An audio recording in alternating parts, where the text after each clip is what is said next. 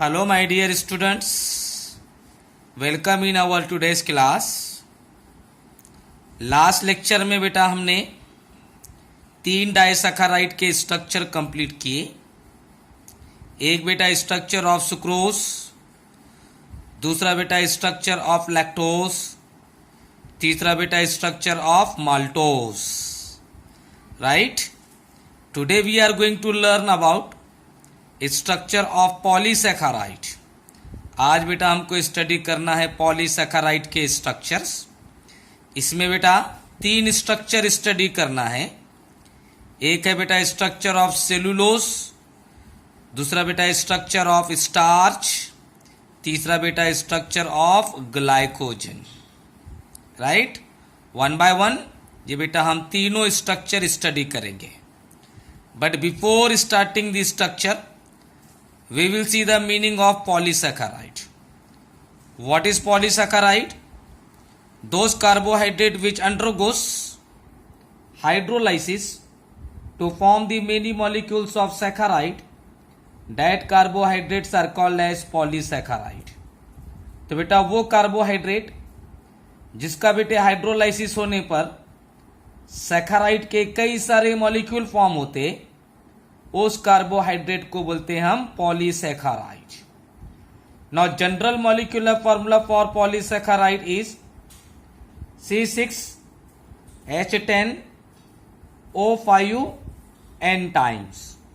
तो बेटा पॉलीसैकेराइड का बेटा जनरल मॉलिक्यूलर फॉर्मूला है C6 6 carbon, H10 10 hydrogen, O5 5 oxygen और बेटा n टाइम्स। ऐसे बेटे क्या रहेंगे? n times. Poly means many और बेटा मेनी को डिनोट करते हैं हम n से।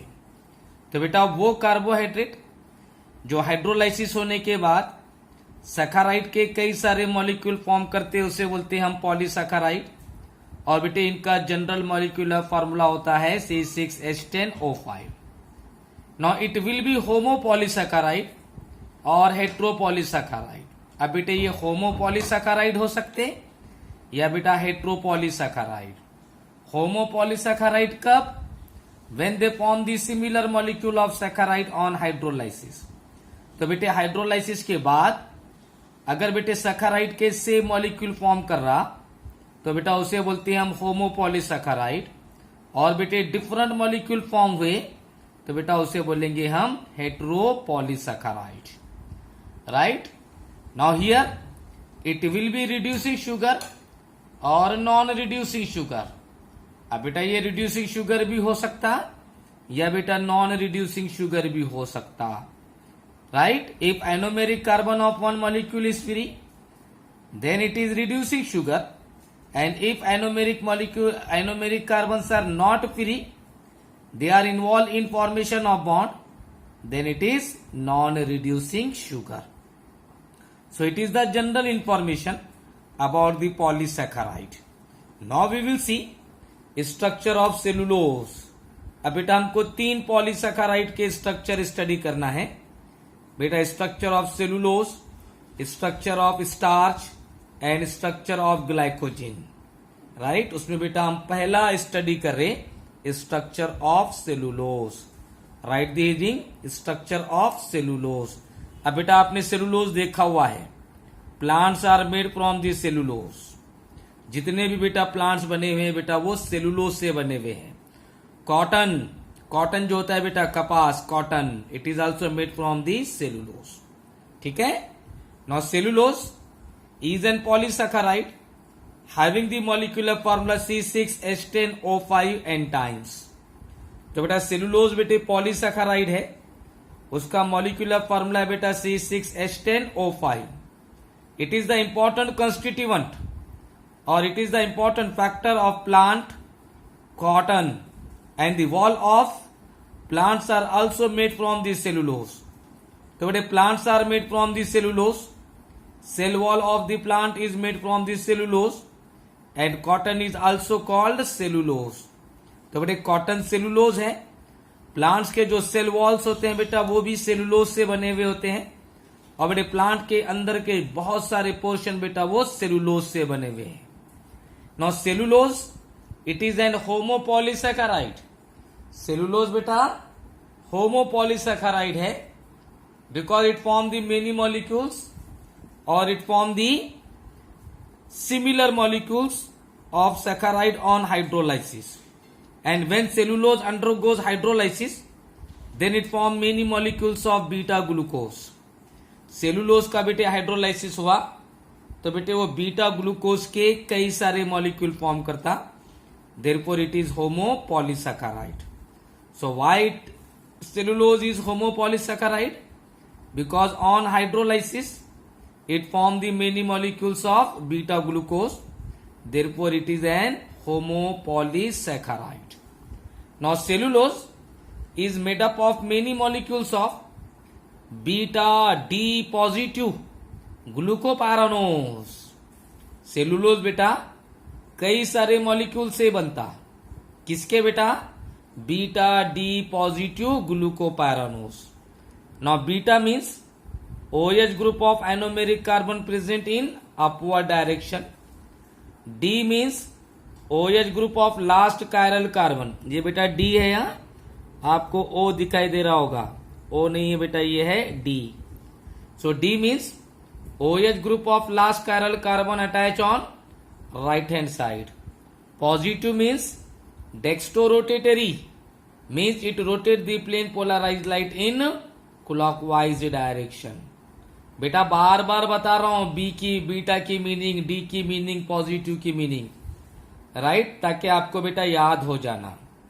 सो cellulose is made up of many molecules of beta D positive glucopyranose, and in this cellulose first और anomeric carbon of one molecule of beta glucopyranose get attached with fourth carbon of another molecule of beta glucopyranose through an oxygen, and that linkage is called glycosidic or acetal linkage।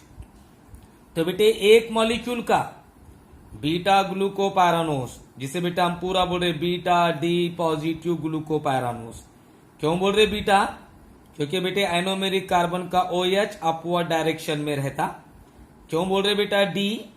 क्योंकि बेटे last chiral carbon का OH right hand side में रहता, ठीक है। और बेटे क्यों बोल रहे पॉजिटिव?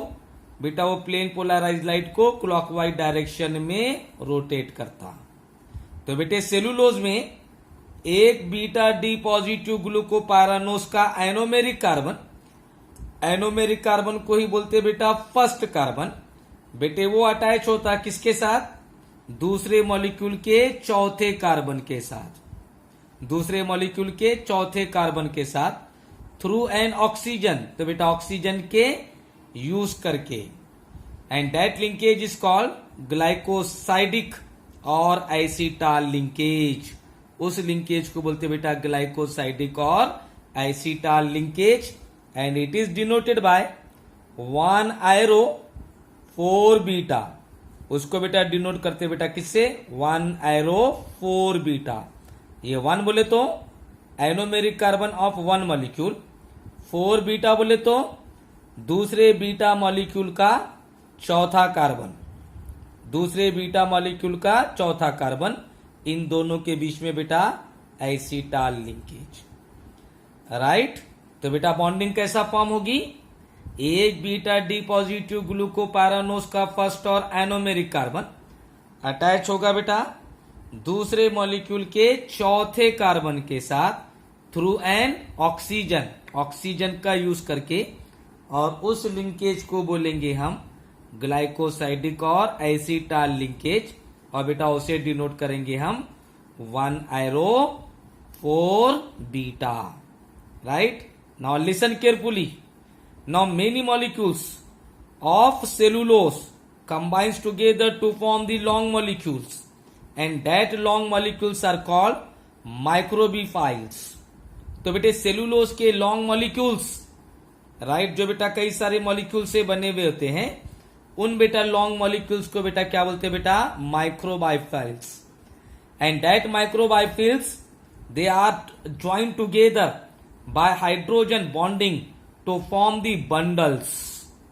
तो बेटे कई सारे माइक्रोबाइफाइल्स एक दूसरे के साथ कंबाइन होते बेटा हाइड्रोजन बॉन्डिंग से, और हाइड्रोजन बॉन्डिंग से अटैच होकर, हाइड्रोजन बॉन्डिंग से अटैच होकर बेटा क्या फॉर्म करते, वो बंडल्स फॉर्म करते।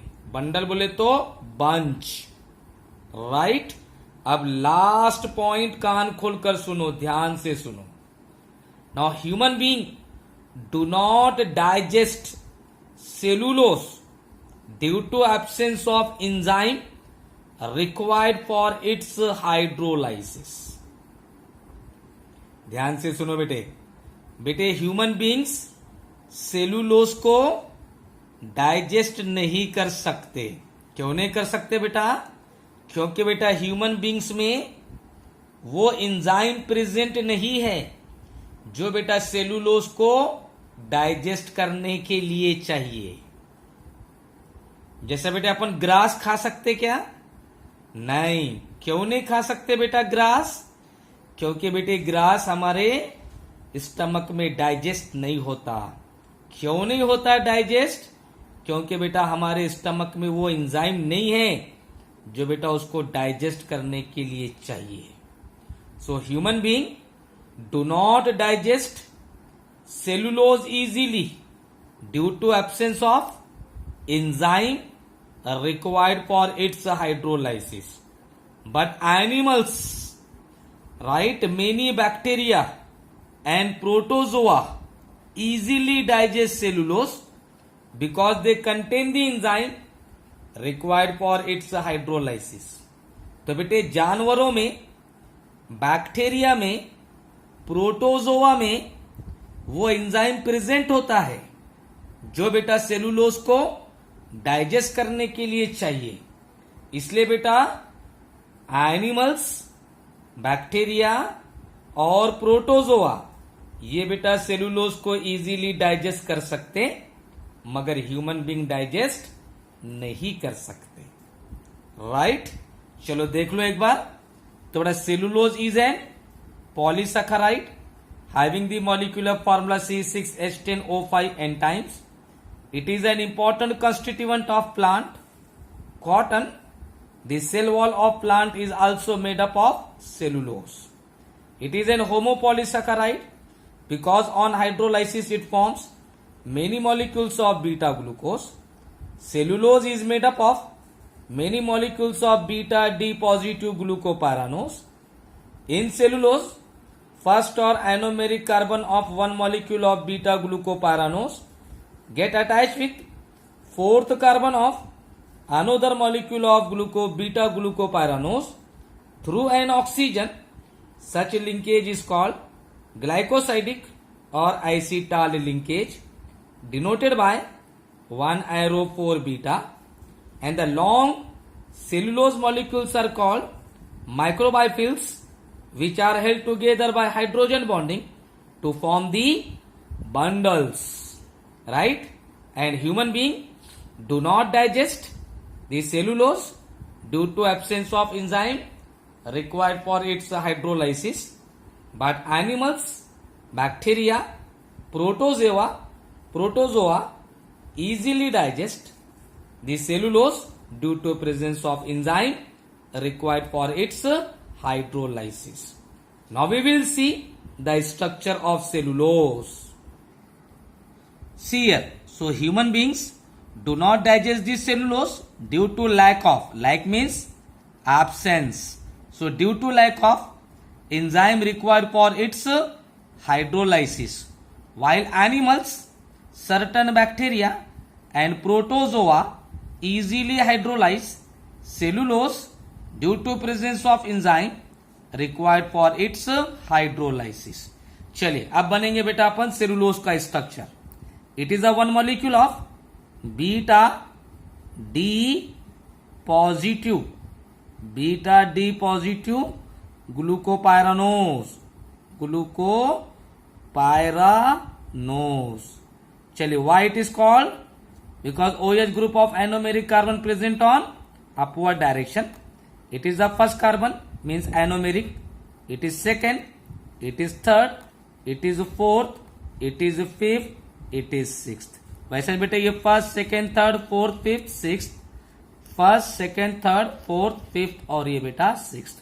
अब ये दिखाई दे रहा है बेटे फर्स्ट कार्बन, हाँ।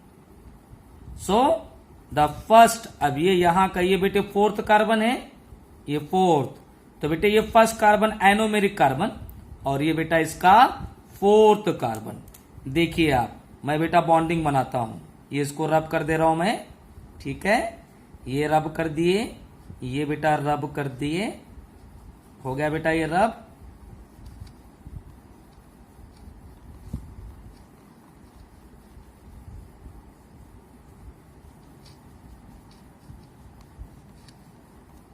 ठीक है, अब बेटे ये इसका एनोमेरिक कार्बन या बेटे first carbon of one molecule of beta D glucopyranose get attach with fourth carbon, get attached with fourth carbon of another molecule of beta D positive glucopyranose through an oxygen, and such linkage is called glycosidic। तो बेटा इसको बोलेंगे हम glycosidic. वैसे बेटे इसका first carbon है और ये बेटा फोर्थ कार्बन है, तो बेटा ये फर्स्ट और एनोमेरिक कार्बन,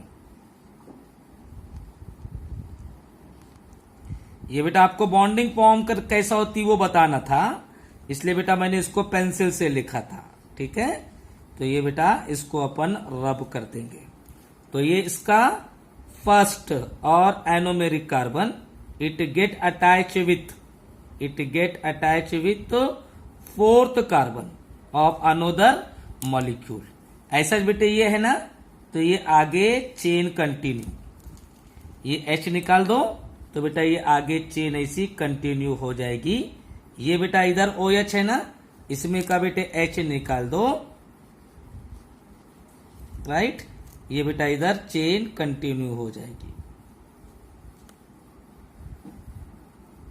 हाँ, तो बेटा ये फर्स्ट और anomeric carbon of one molecule gate attach with fourth carbon of another molecule. Similarly, first or anomeric carbon of one molecule get attached with fourth carbon of another molecule। ऐसा बेटे ये इधर आगे चेन कंटिन्यू, इधर भी बेटा ये आगे इधर ऑक्सीजन रहेगा ना, इधर भी बेटा चेन क्या रहेगी, कंटिन्यू। तो बॉन्डिंग किस किस के बीच में फॉर्म हुई बेटा, फर्स्ट और anomeric carbon of one molecule, right, bonded with fourth carbon of another molecule of beta D positive glucopyranose through an oxygen, and such linkage is called as glycosidic और acetal linkage. इस linkage को बोलते बेटा glycosidic और acetal linkage, and it is denoted by 1 arrow 4 beta, right? So in this way structure of cellulose is formed. Now today we will stop here. In next period we will see the structure of starch.